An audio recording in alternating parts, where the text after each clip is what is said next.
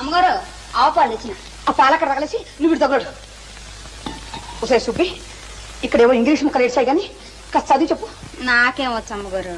ఈ మధ్యలో నేర్చుకుంటున్నానని చెబుతావు కదే. ఆడు చెత్తపోతుంటేను 4 ముక్కలు గిలుకుతుండాలండి. ఆ 4 ముక్కలు 2 ముక్కలు ఉన్నాయేమో చూడు. ఎంవై మై అంటే నా యొక్క, నాని కూడా అనొచ్చులేండి.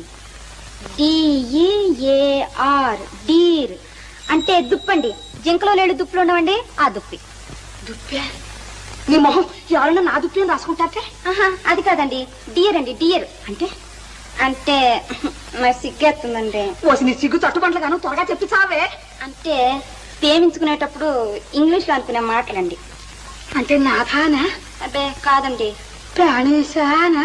అవన్నీ పాతకాలపు మాటలండి. ఇప్పుడు వాటిని ఎవ్వరూ ఆడటం లేదు. మరైతే ఏమిటి చెప్పవే? అంటే నా ప్రియా అని.